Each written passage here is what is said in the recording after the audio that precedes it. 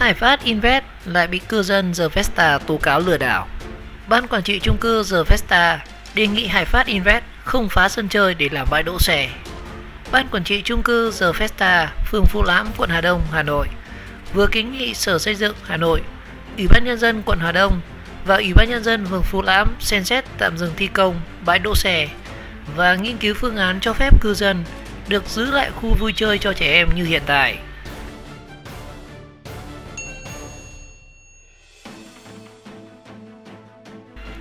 Dự án khu nhà ở xã hội Phú Lãm, tên chính thức là nhà ở xã hội The Vesta, do công ty cổ phần đầu tư Hải Phát Invest, mã niêm yết trên sàn chứng khoán HOSE là HPX, làm chủ đầu tư. Và dự án có tổng mức đầu tư là 2.300 tỷ đồng và diện tích xây dựng là hơn 45.000 m2 với dân số khoảng 4.000 người. Và theo ban quản trị thì dự án gồm 8 tòa nhà cao tầng từ V1 đến V8 và mật độ dân cư rất đông đúc. Và trong khi đó chỉ có 2 khu vui chơi dành cho trẻ em. Và 2 khu vui chơi này được chủ đầu tư xây dựng bằng việc cắt một phần diện tích đất giữa hai ô ký hiệu là P01 và P02 theo quy hoạch của xây dựng được phê chuẩn là bãi đỗ xe. Việc này đã vi phạm trật tự xây dựng tại dự án khu nhà ở xã hội Phú Lãm. Tuy nhiên thì việc xây dựng lại làm tăng diện tích cây xanh và tiện ích khu vui chơi cho trẻ em và không gian công cộng cho dự án, ban quản trị chung cư này cho biết. Và cũng theo ban quản trị thì rất nhiều cư dân quyết định xuống tiền mua nhà, chuyển về đây sinh sống vì các tiện ích ở nơi đây. Và nếu như bị tháo dỡ thì cả dự án không còn khu vui chơi sinh hoạt cộng đồng dành cho trẻ em. Mặt khác, theo bản vẽ phê duyệt của dự án thì 2 lô đất P01 và P02 có chức năng làm bãi đỗ xe. Tuy nhiên, ngay bên dưới lại là các công trình ngầm đã được chủ đầu tư bàn giao lại cho ban quản trị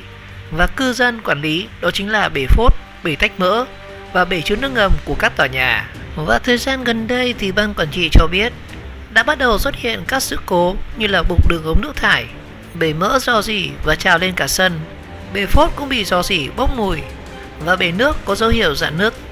Và nếu khôi phục phía bên trên để làm khu đỗ xe chắc chắn sẽ ảnh hưởng đến các công trình và có thể xảy ra các sự cố khác. Ban quản trị thông tin hiện chủ đầu tư đã gửi văn bản thông báo sẽ thi công bãi đất đỗ xe từ ngày 15 tháng 9 để khắc phục vi phạm trật tự xây dựng. Tuy nhiên thì chủ đầu tư chưa thực hiện đầy đủ các công việc như là chuẩn bị như chỉ đạo của Ủy ban Nhân dân quận Hà Đông tại văn bản số 2008 ngày 9 tháng 7 năm 2020. Cụ thể thì chủ đầu tư chưa tổ chức hội nghị để giải thích với ban quản trị và cư dân về việc khắc phục hoàn trả phần sân vườn và khu vui chơi cho trẻ em về đúng công năng sử dụng theo phê duyệt. Và hơn nữa thì hiện nay cư dân đã về sinh sống ổn định, song chủ đầu tư chưa có phương án đảm bảo an toàn tuyệt đối cho người dân và chưa có phương án tránh tiếng ồn, ô nhiễm khói bụi, an toàn thi công, cũng như chưa có đánh giá về sự ảnh hưởng của thi công đến các công trình bên dưới và chưa có cam kết xử lý thế nào về để xảy ra sự cố. Và được biết rằng vào tháng 6 vừa qua thì Hải Phát Invest đã có công văn gửi đến cư dân về việc thi công bãi đỗ xe.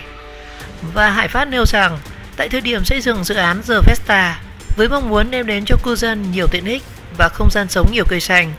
thì chủ đầu tư đã chủ động dành phần đất thuộc sở hữu riêng của chủ đầu tư là ô đất ký hiệu là P01 và P02 tại khu vực sân vườn cây CX3 và CX4 có chức năng là bãi đỗ xe để xây dựng vườn hoa và khu vui chơi dành cho trẻ em. Tuy nhiên thì theo yêu cầu của cơ quan chức năng, công ty Hải Phát buộc phải hoàn thiện bãi đỗ xe theo quy hoạch đã được phê duyệt. Một cư dân sinh sống tại chung cư The Vesta chia sẻ, việc xây dựng 2 khu vui chơi này được chủ đầu tư hoàn thành vào tháng 1 năm 2018. Khi đó thì có rất nhiều căn hộ ở Vesta chưa được bán. Việc xây dựng mới một cảnh quan và môi trường đẹp không theo thiết kế nhằm thu hút khách và dễ dàng bán được nhà. Và cho đến bây giờ khi tất cả các căn hộ đã được bán hết hoặc là cho thuê xong thì họ bắt đầu phá bỏ để khôi phục lại đúng chức năng như phê duyệt. Điều này chứng tỏ chủ đầu tư đã cố tình lừa dối khách hàng. Cư dân này bày tỏ sự bức xúc của mình.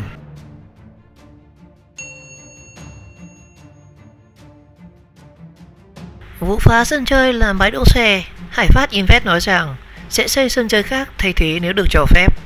Trao đổi với phóng viên thì đại diện của Hải Phát Invest cho biết chủ đầu tư sẽ đồng hành cùng ban quản trị và cư dân tại chung cư The Vesta trong việc xây dựng các khu vui chơi khác thay thế khu vui chơi hiện tại khi được các cơ quan có thẩm quyền cho phép và cam kết bỏ toàn bộ kinh phí để thực hiện thi công lại theo đúng mong muốn của cư dân. Như thông tin trước đó đã đưa, thì ban quản trị dự án chung cư The Vesta, phường Phú Lãm, quận Hà Đông, Hà Nội cho biết dự án này gồm 8 tòa nhà cao tầng từ V1 đến V8 và mật độ dân cư đông đúc, nhưng chỉ có 2 khu vui chơi nhỏ dành cho trẻ em. Và điều hết sức đáng chú ý là 2 khu vui chơi này được chủ đầu tư xây dựng bằng việc cắt một phần diện tích tại 2 lô đất ký hiệu là P01 và P02 và theo quy hoạch xây dựng được phê duyệt là bãi đỗ xe. Việc này đã vi phạm trật tự xây dựng tại dự án The Vesta. Tuy nhiên thì việc xây dựng lại làm tăng diện tích cây xanh, tiện ích khu vui chơi cho trẻ em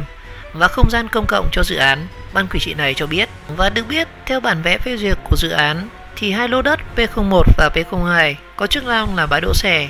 Tuy nhiên thì ngay bên dưới lại là các công trình ngầm đã được chủ đầu tư bàn giao lại cho ban quản trị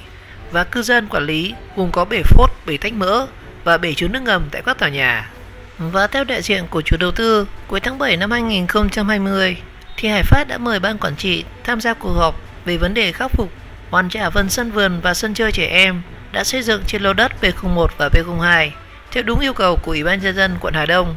Sau đó thì các bên đã tổ chức cuộc họp. Thành phần tham gia gồm có Ủy ban nhân dân quận Hà Đông, đội quản lý trật tự xây dựng quận Hà Đông, Ủy ban nhân dân phường Phú Lãm và các ban quản trị và ông Nguyễn Ngọc Linh là cư dân tòa nhà V6 The Vesta. Chủ đầu tư cùng với các ban quản trị tại dự án thống nhất sẽ cùng ký văn bản kiến nghị gửi các cơ quan nhà nước và xin tạm dừng thi công bãi đỗ xe và đề nghị giữ nguyên hiện trạng khu vui chơi trẻ em tại dự án như hiện trạng. Và kết luận cuối cùng của cơ quan chức năng sẽ là cơ sở để các bên thực hiện các công việc tiếp theo,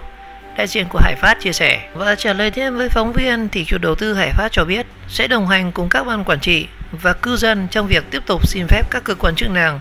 cho phép xây dựng các khu vui chơi khác thay thế khu vui chơi hiện tại. Và ngay sau khi được các cơ quan có thẩm quyền cho phép thì công ty Hải Phát cam kết bỏ toàn bộ kinh phí để thực hiện thi công lại theo đúng mong muốn của cư dân. Vị này cho biết bãi đỗ xe chỉ chiếm một phần nhỏ. Ngoài những nội dung trên thì Hải Phát cam kết sẽ có biện pháp đảm bảo an toàn trong quá trình thi công, như là căng dây, dựng biển báo và có nhân viên nhắc nhở. Bãi đỗ xe theo quy hoạch được duyệt chỉ chiếm một phần rất nhỏ trên tổng diện tích cây xanh tại dự án, và chủ đầu tư cam kết sẽ giữ nguyên hiện trạng phần diện tích cây xanh không bị ảnh hưởng và vẫn đảm bảo đem lại không gian nhiều cây xanh cho dự án, vị này nhấn mạnh. Và cũng theo đại diện chủ đầu tư, theo quy hoạch được phê duyệt thì tại ô đất số P01 và P02 khoảng 2.083 m², vị trí nằm giữa V3 và V6 và giữa V1, V2 và V45, thuộc sở hữu riêng của chủ đầu tư, được quy hoạch là bãi đỗ xe.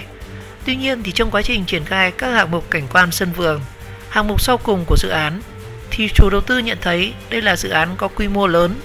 và cư dân đại đa số là những gia đình có trẻ nhỏ.